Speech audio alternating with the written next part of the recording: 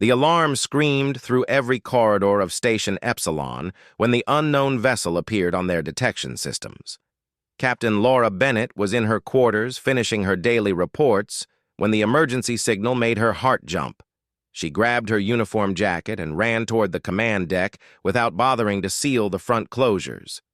3 years at this remote border station had been filled with nothing but routine patrols and supply transfers. Something was finally happening, and Laura felt equal parts excitement and dread. Katie Morris sat at her scanner station with both hands flying across the control panel. The young operator had joined the station crew only 6 months ago, fresh from the academy. She was brilliant with sensor technology, but had never faced a real crisis before. Now her screens showed a vessel that moved with impossible grace through space. The ship hull shimmered and changed colors like oil spreading across water. Nothing in the human database matched its design or energy signature. Laura reached the command deck and immediately took her position in the captain chair. She studied the main display screen while her mind raced through first contact protocols. The vessel was small compared to human military ships, but that meant nothing. Some of the most dangerous species in known space preferred compact, efficient designs. She ordered the security team to ready themselves at the main docking port and hoped this would be a peaceful encounter. The unknown ship sent a docking request using perfect English language with no accent or translation errors. That alone was strange enough to make Laura pause. How did they know human language so perfectly when humanity had never encountered this species before? She granted permission for docking because refusing might be seen as hostile. Better to meet them face to face and assess the situation directly. Security Chief Amy Foster assembled her team with practiced efficiency. She was a veteran of 2 border conflicts and knew how to handle tense situations without escalating them into violence. Her people carried weapons but kept them lowered in a neutral ready position. They would be prepared for trouble but would not look like they were expecting it. First impressions mattered in diplomatic encounters. The airlock hissed and released pressure as it equalized between the 2 vessels. The door slid open with a smooth mechanical sound. What emerged from that doorway made every human in the docking bay freeze in place. She was tall and moved with a grace that seemed almost like dancing. Her skin had a faint, luminous quality that made her look like she was lit from within. Silver hair fell past her shoulders in waves that caught the harsh station lighting and turned it into something beautiful. Her eyes were the color of violent storms, filled with purple and blue depths. But it was the pointed ears that made everyone realize they were facing something from ancient stories and myths. Elves were supposed to be fantasy creatures from old Earth tales. They were not supposed to be real, and they definitely were not supposed to show up at remote space stations. On her shoulder sat a small creature that looked like a lizard made from precious gems. Its scales caught the light and threw back rainbow reflections across the walls. Laura forced herself to move forward and extend her hand in the traditional human greeting gesture. The woman studied the offered hand for a long moment as if analyzing some puzzle. Then she accepted it with a smile that showed perfect white teeth. Her grip was firm but gentle, and her skin felt surprisingly warm against Laura's palm. The contact lasted only seconds, but Laura had the strange feeling that she had just touched something infinitely old. The woman spoke, and her voice had a musical quality that made everyone want to listen. She said her name was Vera and gestured to the small creature on her shoulder. She called it Ember and explained they had come seeking the leaders of humanity. The creature chirped and shifted its wings in what might have been a greeting, or might have been something else entirely.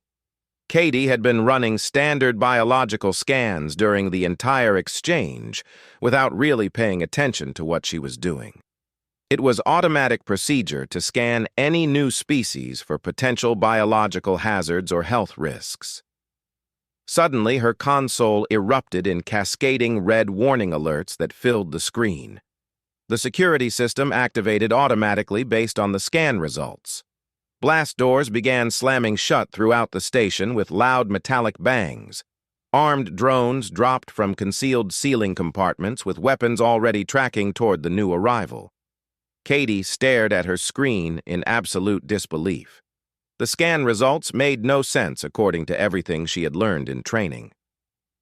The biological signature was off the scale in ways that should not be possible. Power readings suggested this one individual generated more energy than a small fusion reactor. But worst of all was the classification code that flashed in angry red letters. The system had identified Vera as a Precursor-Class entity. Every cadet in the academy learned about precursors in their history classes. They were supposed to be the ancient race that seeded the galaxy with advanced technology millions of years ago. They built the jump gates that made faster-than-light travel possible. They created artificial intelligence and genetic engineering. Then they vanished without explanation, leaving behind only ruins and legends. Most scientists believed they were myths or exaggerations of some earlier civilization. The idea that one might actually exist and be standing in their docking bay was impossible. Commander Helen Price arrived at a full run with her uniform jacket still unbuttoned and her hair escaping from its usual tight bun. She was a career military officer with 25 years of service and had faced down pirates and hostile aliens without showing fear. Now she looked at Vera with an expression of pure shock mixed with something that might have been awe or terror. Helen had read every classified file about precursor technology and knew what it meant if this was real. Vera glanced around at all the armed drones and sealed blast doors with mild curiosity. She did not seem threatened or alarmed by the military response. Instead, she turned to Laura and tilted her head to one side in a gesture that was almost bird-like. She asked if there was some problem and commented that the security measures seemed excessive for a simple diplomatic visit. Her tone suggested she found the whole situation amusing rather than dangerous. Laura found her voice despite the chaos erupting around them. She explained that their scanners had identified Vera as something called a Precursor-Class entity and that this triggered automatic containment protocols. The words sounded ridiculous even as she spoke them.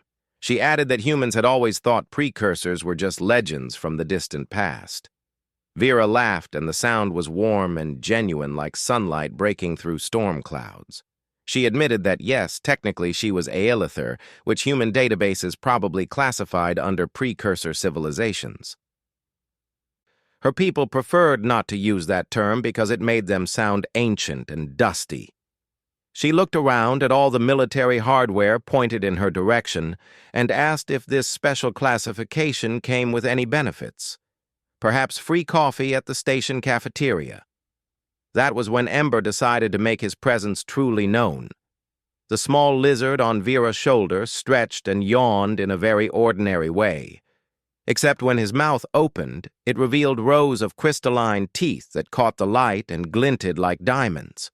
His wings unfurled wider than should have been possible for his small body size. For just a brief moment, everyone in the bay saw something that their minds struggled to process. This was not a pet lizard. This was a dragon. An actual living dragon from ancient Earth mythology somehow made real and sitting calmly on an alien woman's shoulder. Helen found her command voice through the shock and amazement flooding her system. She ordered the security protocols to stand down using her personal authorization codes. The blast doors slowly retracted and the armed drones returned to their ceiling compartments. Helen walked forward with her hand extended in the same greeting gesture Laura had used. She introduced herself as Commander Helen Price and welcomed Vera to Station Epsilon. Then she suggested they should probably discuss this situation in a more comfortable setting than the docking bay. 20 minutes later, they were all seated in the station conference room with hot coffee in front of them. Vera had taken a sip and declared the beverage surprisingly robust for such a young species. Ember had curled up on the conference table after shrinking down to a size no bigger than a house cat. He was warming himself contentedly under the overhead light fixtures and making small, chirping sounds of satisfaction. Laura could not stop staring at their unexpected guest. 1,000 questions tumbled through her mind faster than she could organize them into coherent thoughts. Finally, she just asked the most important one directly. Why was Vera here after millions of years of silence? Why contact humanity now at this particular moment in their history? Vera's expression shifted from friendly and relaxed to serious and grave in the space between one heartbeat and the next. She leaned forward in her chair and her violet eyes locked onto Laura with an intensity that was almost physical. She explained that something dangerous was approaching, something that her people had faced before and barely survived. They called this threat the Devourers, and they consumed entire civilizations, leaving nothing behind but dead worlds and empty space. She continued speaking, and her words painted a picture of horror beyond imagination. The Devourers were attracted to species that showed potential and promise. Humanity had caught their attention by establishing colonies on 12 different worlds in only 2 centuries. That kind of rapid expansion and growth marked humans as a target worth harvesting. Vera had been tracking the Devourer fleet for months, and she knew they were coming soon. Katie pulled up star charts on the conference room display panel with quick, efficient movements. Her hands were still shaking slightly from the shock of discovering that precursors were real. She asked Vera to clarify the threat level and timeline. How soon would these Devourers arrive, and how much time did humanity have to prepare for their coming? Vera stood and walked to the display with movements that seemed to flow like water. She touched the screen with one elegant finger, and suddenly data began streaming across it in scripts and symbols that the computer barely recognized. The translation software struggled to keep up with the alien language. She asked to see the locations of humanity's newest and furthest colonies. The ones that were most distant from the core worlds, where human civilization had begun. Amy highlighted several star systems on the outer edge of human-controlled space, small colonies that had been established in the last decade as humanity continued its rapid expansion across the galaxy. Each one represented thousands of lives and years of hard work building new homes on alien worlds. Vera studied them all carefully before tapping one specific system. She identified it as Harper Rest and stated that this colony needed immediate evacuation. They had perhaps 6 hours before the Devourer fleet would arrive in that system. Helen bristled at the suggestion, and her military training made her response sharp and formal. She explained that they could not simply evacuate an entire colony world based on a warning from someone they had just met. Even if Vera was truly what she claimed to be, there were procedures and protocols that had to be followed. Fleet Command would need to be contacted, and authorization would need to be requested through proper channels. These things took time. Vera's voice remained patient, but gained an edge of urgency that had not been there before. She understood the hesitation and the need to follow established rules, but she insisted that going through official channels would take far too long. She had been tracking the Devourer fleet for 3 months across multiple star systems. Their course and speed were predictable. They would reach Harper Rest within hours. If human civilians were still on that world when the attack began, then every single one of them would die. Laura sat in her chair and felt the weight of an impossible decision pressing down on her shoulders. She could follow protocol and contact Fleet Command, which would protect her career but might doom 10,000 colonists. Or she could trust this mysterious stranger and launch an unauthorized evacuation which would either save lives or end her military service in disgrace. She thought about all those families on Harper Rest who had no idea that danger was approaching. She thought about children playing in colony parks and farmers tending their crops under an alien sun. She stood abruptly, and her decision was made. She told Helen to contact Fleet Command immediately and inform them of the situation. Provide them with all available data and request emergency authorization. But Laura announced she was taking every available transport ship to Harper Rest right now without waiting for official approval. If Vera was wrong, then Laura would accept the consequences and face whatever disciplinary action came her way. If Vera was right, then 10,000 lives would be saved, and that was worth any personal cost. Helen wanted to argue, but she saw the determination burning in Laura's eyes.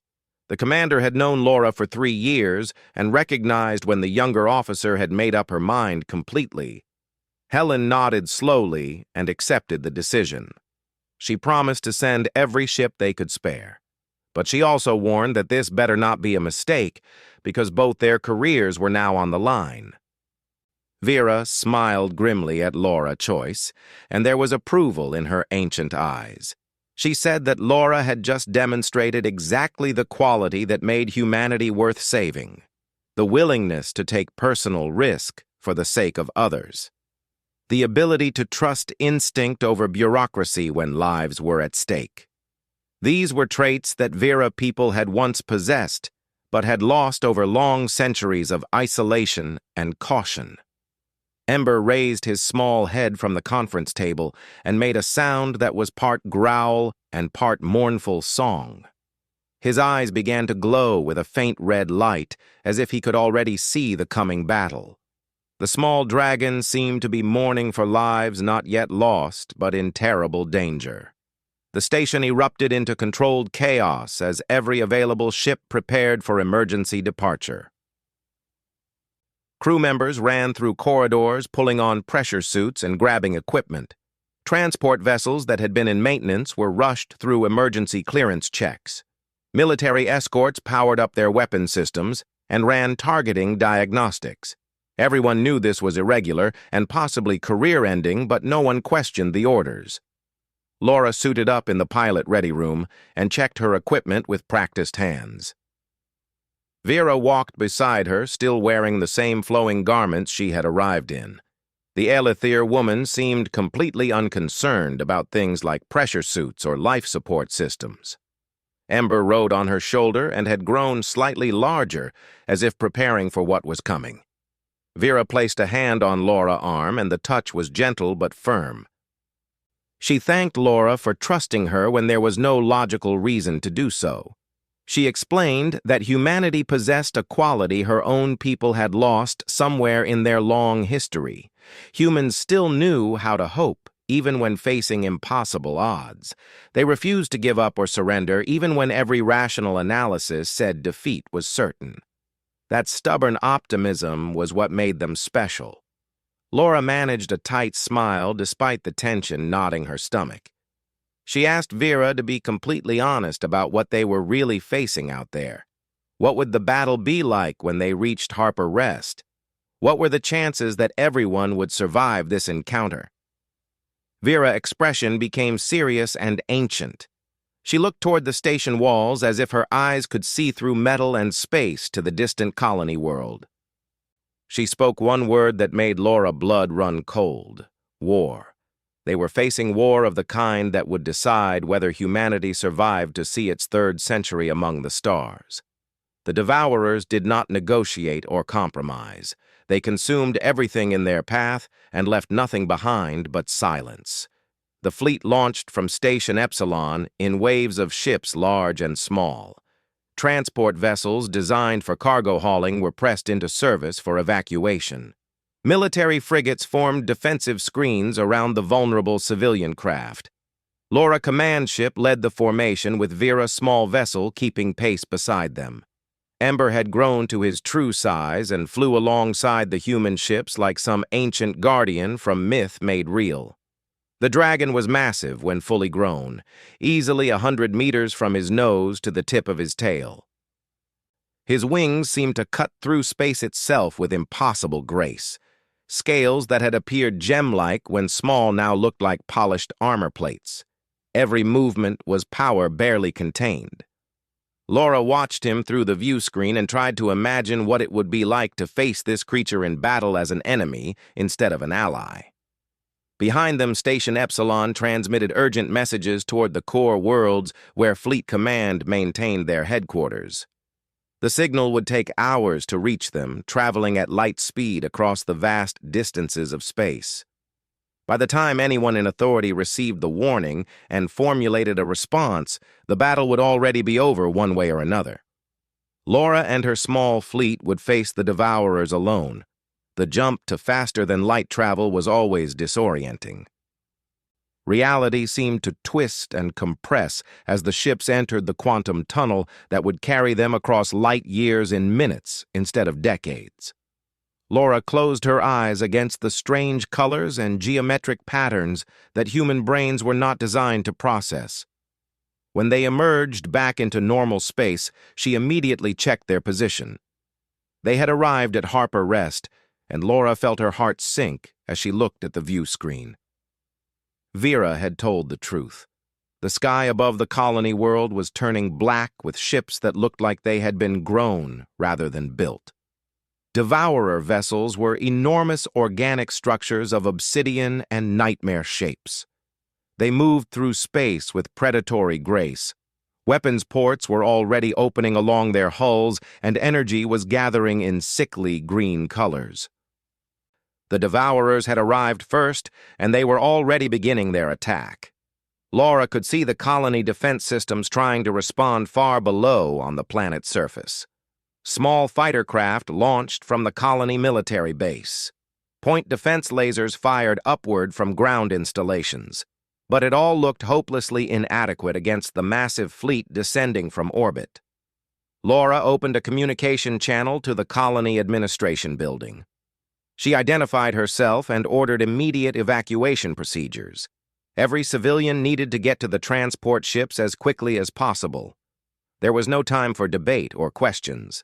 The attack was beginning, and they had maybe 30 minutes before the defenses were overwhelmed. Beth Carter's voice came through the speaker, and she sounded confused and angry. She was the elected representative for Harper Rest and demanded to know what was happening, who was attacking them, and why had no warning been received through official channels. She had 10,000 people depending on her leadership, and she would not order a panic evacuation without good reason.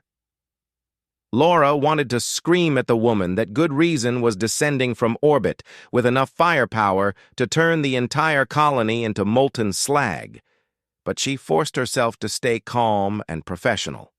She explained that hostile alien forces were attacking and that every second of delay would cost lives. The authorization from Fleet Command was coming, but there was no time to wait for it. Beth must have looked at her own sensor displays because her tone changed completely. Laura heard the fear creep into her voice as the colony leader realized the truth. Those massive ships were real, and they were already firing on the outer defensive satellites. Beth's voice became decisive as she activated the colony-wide emergency alert system. All civilians were ordered to the evacuation points immediately. This was not a drill.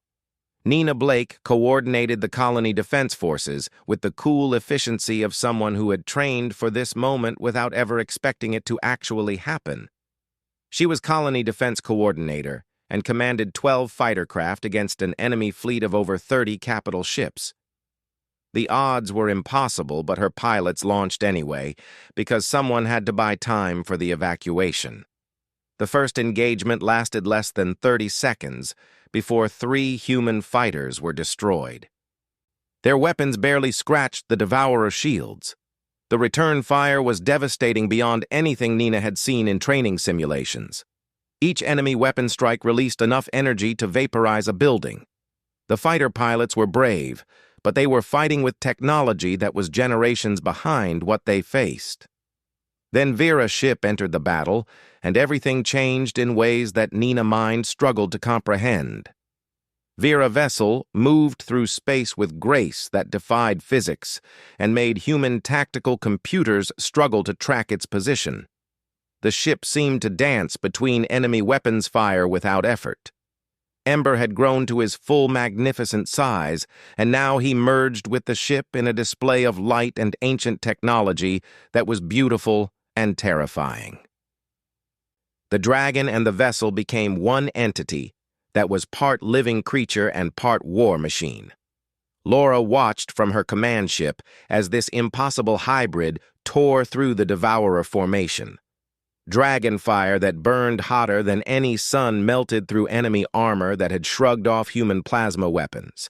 Ancient Aelithir technology released energy beams that cut enemy ships apart with surgical precision. For the first time since the battle began, the human forces saw their enemy take real damage. But they were still badly outnumbered, and the Devourers were already adapting to the new threat. More ships arrived through jump points, and the enemy formation began to surround Vera position. The Dragon Woman was powerful, but even she could not fight an entire fleet alone. Laura knew they had to help somehow, but their weapons were useless against the enemy shields. Vera's voice suddenly came through every communication channel on every human ship. She spoke quickly and with absolute certainty. She explained that human weapons were tuned to the wrong energy frequency. The Devourers used adaptive shielding that cycled through multiple harmonic patterns. Human plasma cannons needed to be modulated to match a specific resonance frequency. She transmitted a complex data packet that made the ship computers work hard to process the information.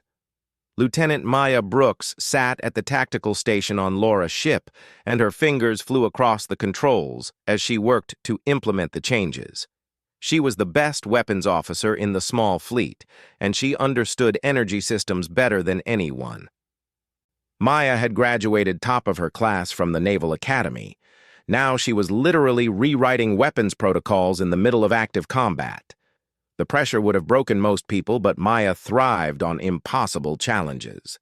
Maya announced that she had successfully retargeted all plasma batteries to the new frequency pattern. She requested permission to fire, and her voice was steady despite the chaos erupting around them. Laura gave the order and held her breath as the weapon systems engaged. The human ships opened fire again, and this time their weapons punched through the Devourer shields like they were paper instead of advanced technology. Explosions blossomed across enemy hulls as the plasma bolts struck home. Ships that had seemed invulnerable moments ago were now taking serious damage. The human fleet rallied and pressed their advantage. Transport ships continued loading refugees below, while the military vessels provided covering fire from orbit. But even with working weapons, they were still outnumbered 3-1, and the enemy was learning fast. Nina Fighter Wing regrouped and attacked with renewed determination. Their weapons were now effective, and the pilots used their superior maneuverability to target enemy weak points. One fighter pilot named Grace Wells managed to disable an entire Devourer cruiser by hitting its power distribution node with a perfectly placed shot. The enemy ship went dark and began drifting out of formation. But the Devourers adapted with frightening speed. Their shields began cycling through new frequencies that nullified the human weapons' advantage. Within minutes, the battle had returned to a stalemate. Enemy reinforcements kept arriving through jump points, while human ammunition supplies ran lower with each passing minute. Laura checked the evacuation status, and her heart sank. They had loaded maybe 6,000 civilians. 4,000 were still on the ground, trying to reach the transport ships. Vera and Ember fought like legends brought to life. The merged entity moved through the enemy fleet, destroying ships with every pass. But even their power had limits. Laura watched as enemy fire began to score hits on the dragon ship. Armor plating cracked and energy shields flickered. Vera was tiring, and the Devourers were focusing more and more firepower on her position. The enemy flagship moved into position above the colony and began charging what looked like a planet-killer weapon. The massive vessel was twice the size of anything else in the battle. Its weapon arrays glowed with gathering power that made every sensor on every human ship scream warnings. If that weapon fired, then the entire colony world would be destroyed, along with everyone still on the surface. Laura opened a direct channel to Vera and asked what they could do to stop that flagship. The weapon would fire in less than 2 minutes, according to tactical projections. There was no way to evacuate everyone in time. Vera's response was quiet and filled with resignation. She said there was one option, but Laura would not like it. Vera explained that the flagship power core was vulnerable during the charging sequence. If someone could deliver enough concentrated energy directly into that core, then the resulting explosion would destroy the flagship and several nearby vessels. The problem was that any ship making that kind of attack run would be destroyed in the blast. It was a suicide mission. Laura immediately began calculating vectors and approach angles for her own ship to make the run. She would not ask anyone else to sacrifice themselves when she could do it instead. But before she could give the orders, Vera's voice cut through the communication channel with absolute finality. She told Laura to get the fleet clear of the planet, take the transports, and run. Vera and Ember would buy them the time they needed. Laura tried to argue, but Vera had already cut the communication link. The dragon ship turned away from the battle and began accelerating toward the enemy flagship. The movement was graceful and determined.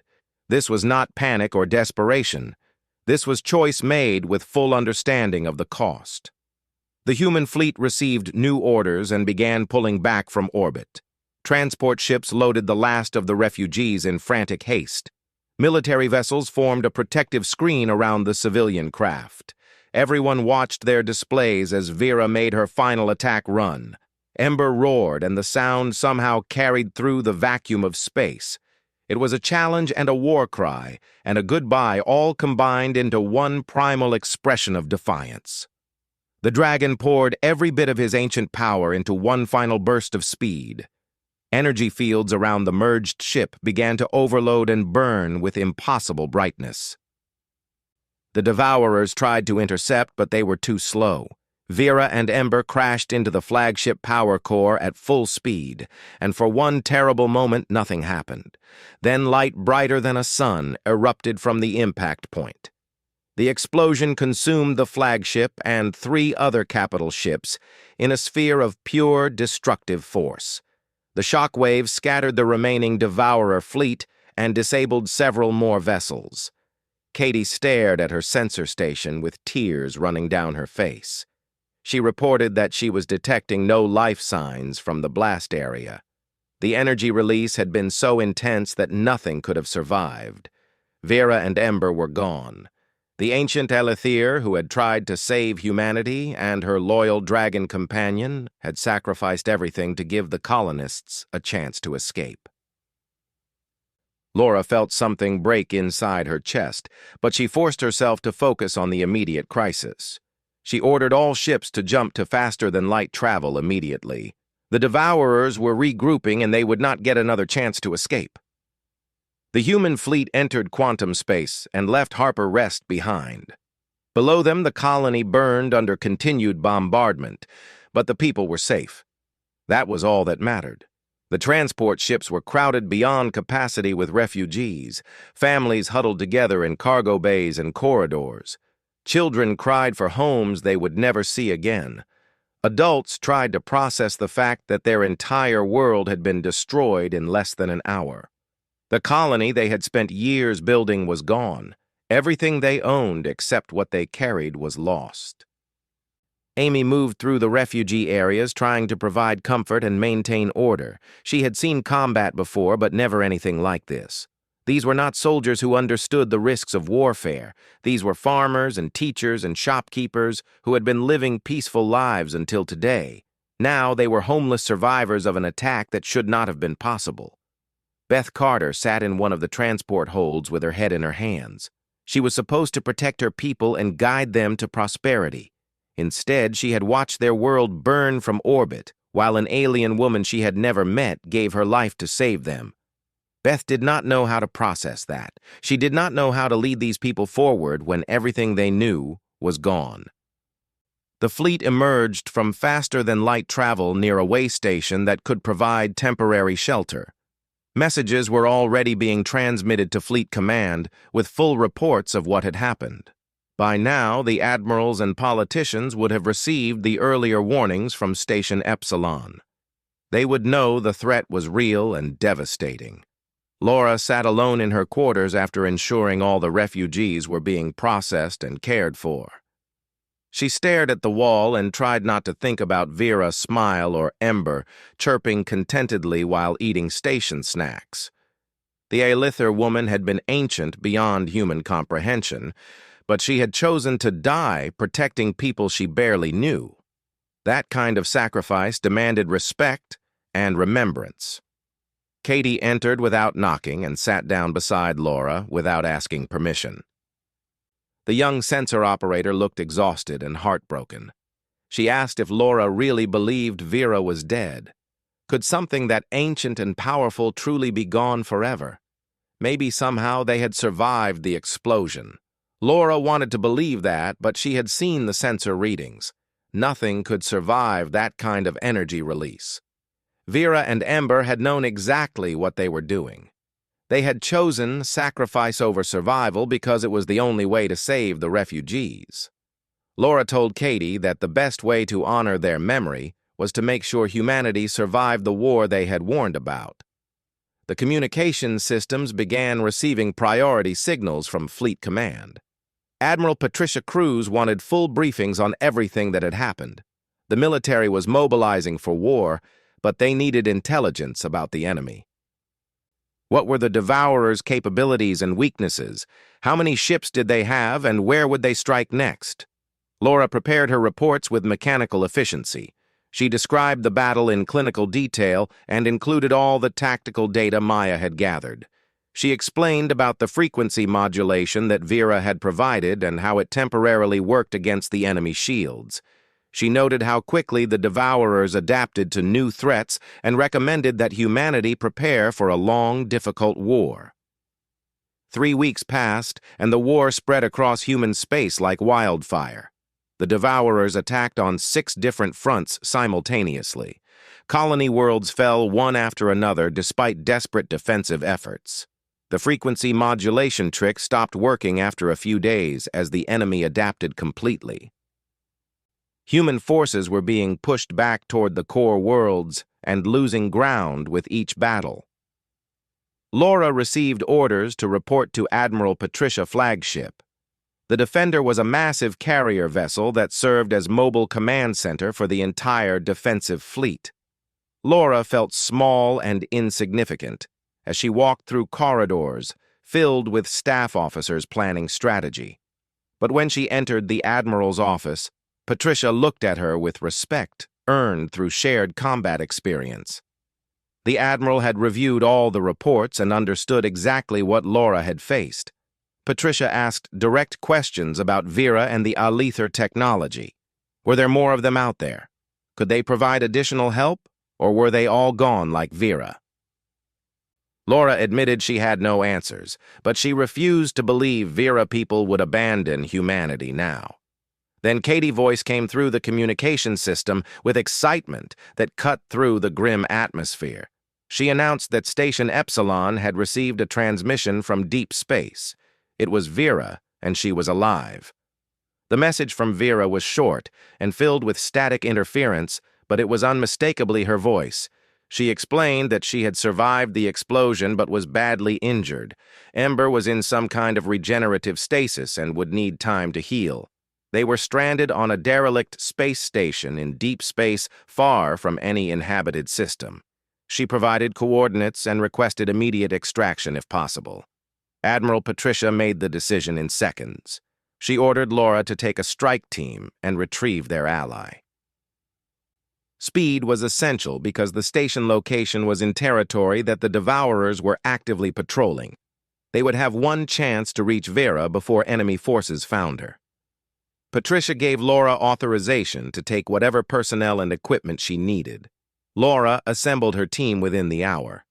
Katie came along as sensor operator because she knew Vera energy signature better than anyone. Amy joined as security chief with a squad of combat veterans. Dr. Claire Morrison packed medical supplies and equipment because nobody knew what kind of injuries an ancient Aelithir might have sustained. The team boarded a fast courier ship that could outrun most enemy vessels if they were detected.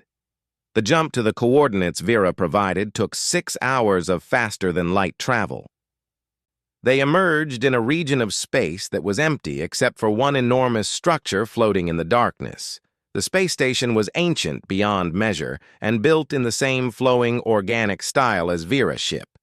It looked like it had been abandoned for thousands of years, but systems were still active inside based on energy readings. Katie scanned the station extensively before they attempted docking. She reported that the structure was enormous. It could have held 100 human capital ships with room to spare. Power generation was minimal, but life support was functioning in several sections. She detected one life sign that matched Vera's biological signature. It was weak but stable. They docked at an airlock that appeared designed for vessels much larger than their small courier ship. The mechanism was ancient, but it responded to their presence and opened smoothly. Laura led the team inside with weapons ready, even though they expected no resistance. The corridors were dark except for emergency lighting that flickered on as they passed. The station recognized living visitors and was trying to accommodate them. Dr. Claire examined the walls and technology with professional curiosity. Everything was made from materials that human science could not identify. The construction techniques were completely unknown. Some surfaces appeared to be grown rather than manufactured. This was precursor technology in its purest form, and it was both fascinating and slightly frightening. They found Vera in what appeared to be a massive hangar bay. She sat on the floor surrounded by machines that towered over her small form. Ember lay beside her inside a glowing stasis pod that pulsed with soft blue light. The dragon looked peaceful, but his eyes were closed, and his chest barely moved with breathing. Vera looked up as they entered and tried to smile, but winced in pain. Claire rushed forward with her medical scanner and began checking Vera's vital signs. The readings were confusing because Alether biology was fundamentally different from human physiology, but Claire could tell that Vera had sustained serious injuries. Burns covered her arms, and several ribs appeared to be broken or cracked. She should have been unconscious from pain, but instead, she was alert and focused. Vera spoke quietly, and her voice was weak, but determined. She thanked them for coming so quickly. She had been afraid that the transmission would not reach human space before the Devourers found this location. The station had some defensive systems still active, but they would not hold against a serious attack. She needed to show them something before they left, something that could change the entire war. Laura helped Vera stand, despite the doctor protests. The ancient woman leaned heavily on Laura's shoulder as they walked deeper into the hangar. Katie and Amy followed with flashlights illuminating the enormous space. What they saw made everyone stop and stare in absolute shock. The hangar was filled with war machines from an age before humanity existed. Battle mechs stood in silent rows like soldiers waiting for orders. Starfighters hung from ceiling racks with weapons systems still intact. Mobile artillery platforms sat beside armored personnel carriers. This was an arsenal that could equip an entire army. But none of that compared to what occupied the center of the hangar. 12 massive stasis pods arranged in a circle like some kind of ritual formation. Each pod held a shape that was unmistakably a dragon. They varied in size and color, but all of them were magnificent. Ruby red and sapphire blue and emerald green. Some were sleek and built for speed, while others were massive and armored for assault. All of them slept in suspended animation, waiting for someone to wake them. Amy's voice was barely a whisper as she asked the obvious question. How long had these dragons been sleeping here? Vera answered that they had been in stasis for 3,000 years. After the last war against the Devourers, the Alether people had decided these weapons were too dangerous to keep active. They feared their own power more than any external threat. So they sealed away the dragons and the warriors who had bonded with them. Katie walked around the stasis pods, examining them with her scanner. She asked why Vera and Ember had remained awake when all the others chose to sleep. Vera explained that someone needed to watch and wait. Someone needed to remain vigilant in case the Devourers returned. She and Ember had volunteered for that duty. They had been alone for 3 millennia watching the galaxy and waiting for a threat that they hoped would never come. Laura began to understand what Vera was suggesting. She wanted to wake the dragons and give humanity access to this ancient technology. But Claire voiced the concern that everyone was thinking. Could these creatures be controlled? What if they woke up and decided that humans were enemies instead of allies? What if they were angry about being sealed away for so long? Vera shook her head and winced as the movement hurt her injuries. She explained that the dragons could not be controlled or commanded. They were intelligent beings with their own thoughts and desires. Each dragon chose their partner based on qualities that they valued: courage and honor and determination. Some might choose humans if they saw those qualities. Some might choose to remain neutral. Some might decide that humanity was not worthy of their help. Amy asked what the Aelithir themselves thought about this plan. Would they support waking the dragons, or would they oppose it? Vera's expression became sad and distant. She admitted that her people had become isolated and cautious over the centuries. They hid in their protected space and avoided contact with younger civilizations. Vera had acted on her own when she came to warn humanity. Many Aelithir would consider her choice to be reckless. Laura made a decision that would either save her species or doom them completely. She contacted Admiral Patricia on a secure channel and explained everything they had found: the ancient station, the war machines, the sleeping dragons. Laura recommended that they attempt to wake the dragons and offer them alliance against the Devourers. It was a massive risk, but humanity was losing the war. They needed something that could change the balance of power. Patricia was silent for a long moment as she considered the implications. Finally, she gave her authorization. Do whatever was necessary. If these dragons could help humanity survive, then the risk was acceptable. Bring them home and pray they chose to fight beside humans rather than against them. The next challenge was figuring out how to transport everything. The stasis pods were enormous, and the war machines would require dozens of cargo ships. Vera suggested they wake the dragons here on the station and let them fly to human space under their own power. The machines could wait for later retrieval. What mattered most was securing alliance with the dragons before the Devourers found this location. Dr. Claire worked with Vera to understand the stasis systems. The technology was far beyond human science, but the principles were comprehensible. Each pod maintained a specific energy field that kept the dragon in suspended animation. Disrupting that field in the correct sequence would allow them to wake naturally without trauma. The process would take several hours and required careful monitoring. Maya arrived with a contingent of ships that Admiral Patricia had sent to help with the evacuation. The tactical officer brought good news and bad news. The good news was they had enough transport capacity to move everything important. The bad news was that Devourer scouts had been detected 2 systems away. They had maybe 12 hours before enemy forces arrived at the station. Laura ordered everyone to work as fast as safely possible. They began the awakening sequence on all 12 dragon pods simultaneously.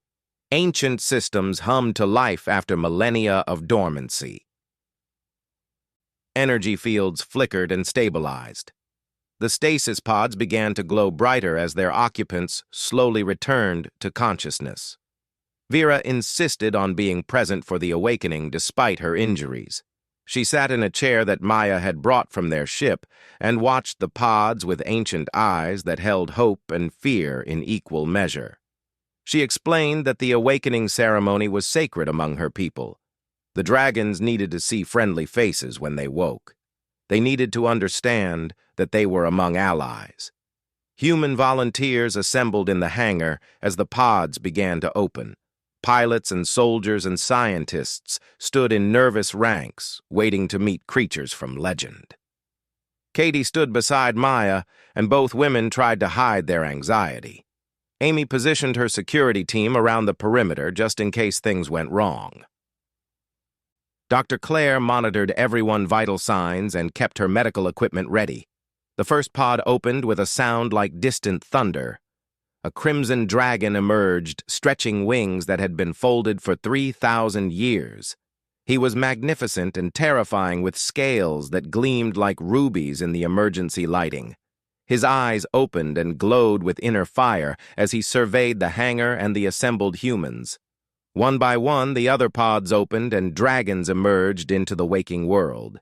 Each was unique and beautiful in their own way. Some were larger than buildings, while others were more compact. Their scales reflected every color imaginable. They moved with grace that belied their size and power.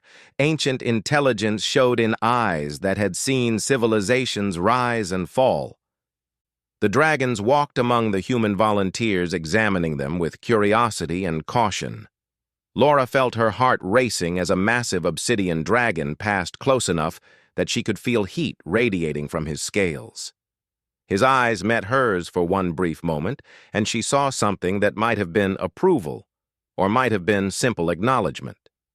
Maya felt a presence touch her mind, and it was like fire and determination combined. The crimson dragon stopped in front of her and lowered his massive head. His voice spoke directly into her thoughts without using words. He called himself Crimson and said he admired her tactical brilliance and refusal to surrender.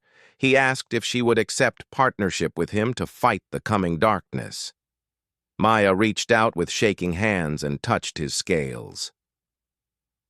They were warm and smooth, like polished stone.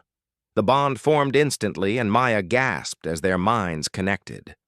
Suddenly, she could feel what Crimson felt. She understood combat maneuvers that had been developed millennia ago. She knew strategies that no human had ever conceived. They were two beings, but also one unified force. Grace Wells was an engineer who had never expected to leave the maintenance bays. She had joined the rescue mission because they needed technical expertise to understand the ancient station systems. Now she found herself standing before a copper-colored dragon who seemed fascinated by the tools on her belt. The dragon lowered his head and spoke into her mind with warmth, like a forge fire. He called himself Forge and said he loved building and creating as much as she did. Together, they could construct wonders that would last for ages. Grace accepted the bond with tears of joy streaming down her face. Suddenly, she understood construction techniques that human engineers had never imagined. She saw visions of cities built from light and energy, machines that grew and adapted like living things. All of this knowledge flowed from Forge's ancient memory into her eager mind. They would build amazing things together. Dr. Claire Morrison stood apart from the other volunteers because she was here as medical support, not as a potential dragon partner. She was a scientist who valued facts and evidence over mysticism and legend. Then a silver dragon approached her with movements that were graceful and deliberate. The dragon eyes held wisdom accumulated over countless centuries. He spoke into her mind and called himself Sage. He valued knowledge above all else and had been asleep while entire civilizations rose and fell. He wanted to learn everything about this new era. Claire found herself accepting the bond before she fully understood what was happening. The connection felt right in ways that defied logical analysis. Sage's mind touched hers, and she felt his hunger for understanding. He had questions about everything from quantum physics to human culture. Claire realized she had found the perfect research partner who would never tire of exploring and discovering. Not every dragon chose a human partner that day. Some walked through the assembled volunteers and found nobody that resonated with them. They spread their massive wings and launched themselves into space through the hangar atmospheric shield. They would fight the devourers independently without bonding to any individual.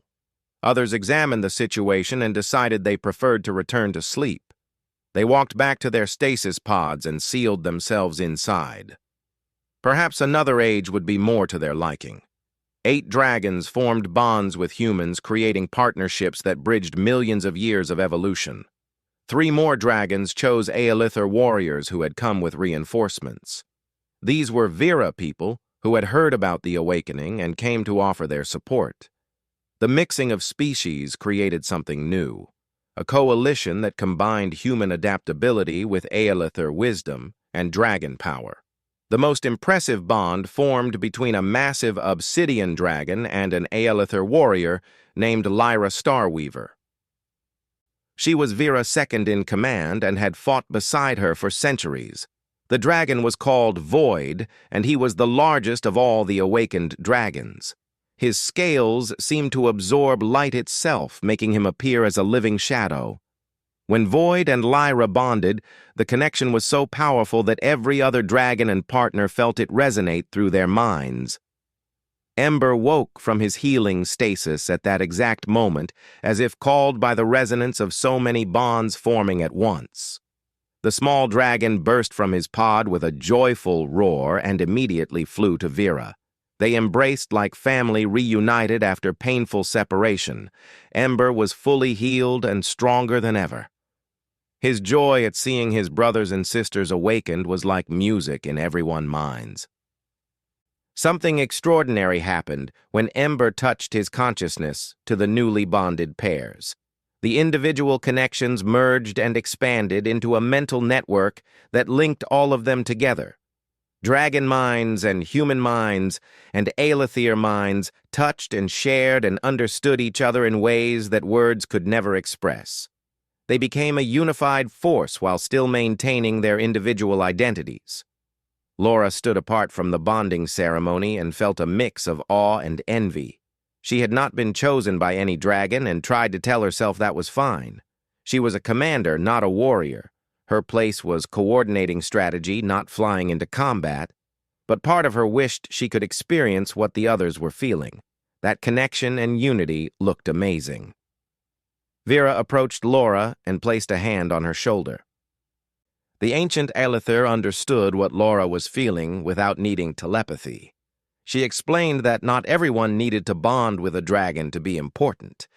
Leaders who could see the larger picture and coordinate multiple forces were just as valuable as frontline fighters. Laura's role was essential even if it was different. The celebration was cut short by urgent warnings from Katie Sensor Station. Devourer ships had been detected entering the system. A large fleet of over 50 capital vessels was approaching the ancient station.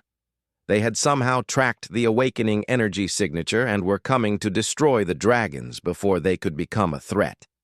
Admiral Patricia Fleet arrived at almost the same moment from the opposite direction. The human military had mobilized everything they could spare. Battleships and cruisers and dozens of smaller vessels formed up around the station. Patricia sent a message to all ships that this battle would determine the survival of humanity. They would stand and fight here. There would be no retreat. The dragons needed no orders or coordination. The mental network meant they moved with perfect unity from the first moment of combat. Centuries of battle experience flowed from dragon minds to their newly bonded partners. Maya found herself executing complex aerial maneuvers that she had never trained for, but understood instinctively because Crimson knew them in his bones. The battle began as the two fleets closed to combat range. Human ships opened fire with weapons that had been upgraded using data from the ancient station computers. The Devourers returned fire with devastating effect. Ships on both sides began taking damage as energy beams and missiles filled the space between them. The scale of destruction was enormous. Then the dragons entered the battle and everything changed. They moved with speed and grace that made human fighters look clumsy by comparison. Dragon fire burned through Devourer shields with the power of miniature stars. Ancient Aelithir technology provided precision strikes that eliminated key targets with surgical accuracy. The bonded pairs fought as single, unified entities. Grace and Forge worked together to modify human fleet weapons in real time. They broadcast their improvements across the mental network, and every bonded pair received the updates instantly. Human ships that were linked to dragon partners began implementing weapon modifications as fast as Grace could design them. The Devourers found themselves facing technology that evolved faster than they could adapt. Laura coordinated overall fleet strategy from her command ship, while Vera flew alongside on Ember. The ancient Aelither had command experience spanning centuries, but she deferred to Laura instincts about human tactics.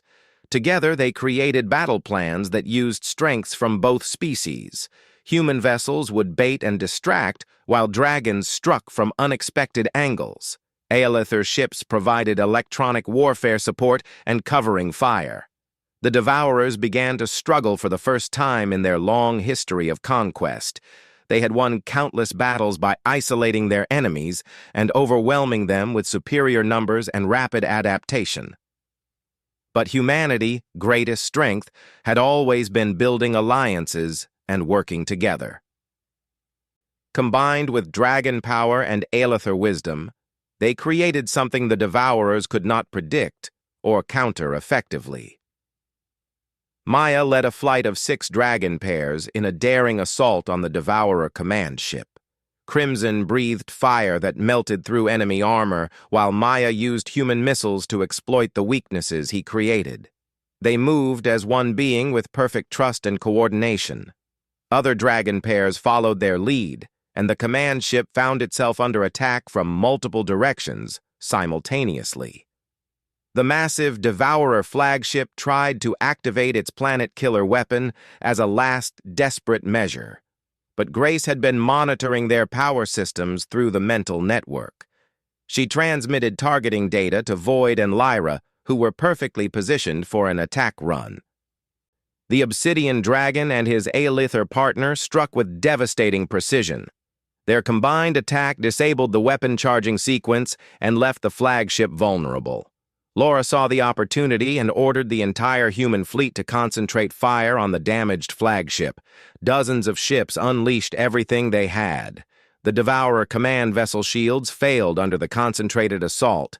Explosions rippled across its hull as critical systems overloaded. The flagship broke apart in a spectacular display of destruction that scattered debris across thousands of kilometers. The Devourer fleet lost cohesion when their command ship died. Individual vessels began fighting independently without central coordination. The Dragon Coalition pressed their advantage relentlessly. Maya and Crimson destroyed 3 more capital ships, while other pairs eliminated cruisers and frigates. Human vessels targeted wounded enemies and finished them with precision strikes. For the first time in recorded history, the Devourers began a fighting retreat. Ships that could still maneuver started jumping away to faster-than-light travel.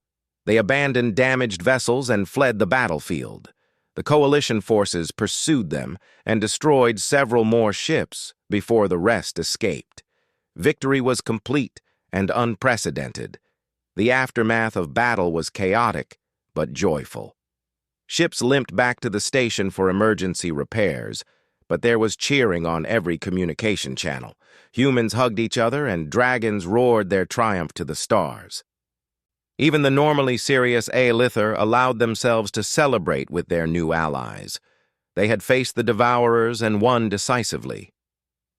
Vera stood on an observation deck watching the celebration through large windows. Laura joined her, and they stood together in comfortable silence. Ember was draped across several chairs in his small, compact form, looking immensely pleased with himself. Katie had brought him snacks from the station supplies, and the little dragon made happy chirping sounds as he ate. Vera spoke quietly, and her ancient voice held warmth that Laura had never heard before. She commented that this moment reminded her of why the Aelithyr had fought the Devourers the first time. The joy of victory shared with comrades was something her people had forgotten during long centuries of isolation. Humanity had reminded them what it meant to have something worth protecting beyond mere survival. Laura suggested they formalize the alliance and create a permanent coalition structure. The Aelithyr had technology and wisdom accumulated over millennia. Humans brought adaptability and determination to never surrender. Dragons provided raw power and unity through their mental network. Together, they were stronger than any of them could be alone. Separately, they would eventually fall. Katie approached with urgent news, and her expression was excited rather than worried. Station sensors were detecting incoming transmission requests from 17 different species across this sector of space. Apparently, word spread very quickly when someone finally defeated the Devourers in open combat. All of these species wanted to know if they could join the coalition and fight alongside those who had achieved the impossible. Laura looked at Vera with raised eyebrows and asked what the ancient warrior thought. Were they ready to expand the coalition to include more members? Did they have the resources and structure to coordinate such a large alliance? Vera considered the question carefully while consulting with the dragons through the mental network. Finally, she nodded with decision. They would accept new members, but only after careful screening. The coalition wanted allies who would fight beside them, not species looking to hide behind stronger protectors. Each potential member would need to prove they shared values of courage and cooperation. They would contribute according to their abilities and receive protection according to their commitment. Amy returned from inspecting the captured Devourer technology and had interesting news. The enemy ships contained advanced systems that could be studied and potentially adapted for coalition use. More importantly, they had recovered data cores that contained information about Devourer strategy and fleet movements. This intelligence could help them predict future attacks and prepare appropriate defenses. Admiral Patricia contacted Laura with formal orders to establish coalition headquarters on the ancient station. The structure was large enough to house representatives from multiple species and had technology that could support complex coordination. Patricia was also proposing joint leadership between humans and Aelithir, with dragons having equal voice in strategic decisions. Each species would contribute their unique strengths to overall planning. Grace Wells transmitted excited updates from the engineering sections. She and Forge had been working with Aelithir technicians to integrate ancient technology with human ship designs. With dragon assistance through the mental network, they could upgrade the entire human fleet within weeks. Future battles would be fought with weapons that combined the best of all three species' innovations. Dr. Claire Morrison was already compiling medical data about dragon biology and Aelithir physiology. Sage provided information from ancient archives, while Claire contributed human medical knowledge. They were creating comprehensive health protocols that would ensure all species in the coalition received proper care. Science and ancient wisdom working together to improve everyone's lives. The observation deck filled with people from all three species as word spread about the victory. Dragon riders came to relax and share stories of the battle. Aelithir technicians discussed system upgrades with human engineers. Officers from different species began planning joint training exercises. The station that had been abandoned for millennia was suddenly alive with activity and hope. Laura watched everything with growing wonder. Weeks ago, her biggest concern had been scheduling routine patrols around a quiet border station. Now she was helping coordinate an alliance that would determine the fate of multiple civilizations. She looked at Vera, who was surrounded by both Aelithir and human officers, asking questions and sharing ideas. The ancient woman caught Laura's eye and smiled. She spoke loud enough for everyone nearby to hear.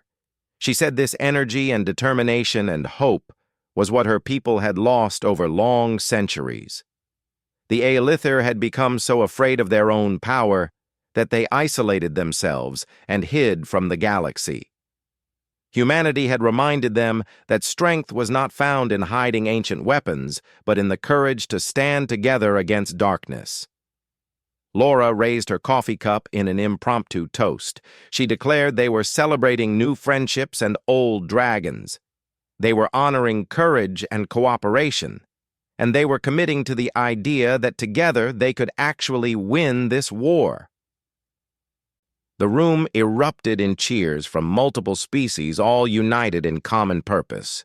Vera raised her own cup, and Ember chirped his enthusiastic approval. Around them, the coalition headquarters buzzed with activity as three species worked together to prepare for the next battle. The Devourers would return eventually. They would come with new strategies and greater numbers. But they would face an alliance unlike anything they had encountered before. The age of isolated species being conquered one by one had ended. The age of the Dragon Coalition had begun.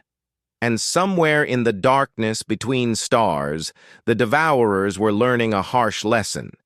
Humanity was not prey to be harvested. They were warriors who refused to fight alone. They built alliances and shared strength. They turned yesterday enemies into today friends.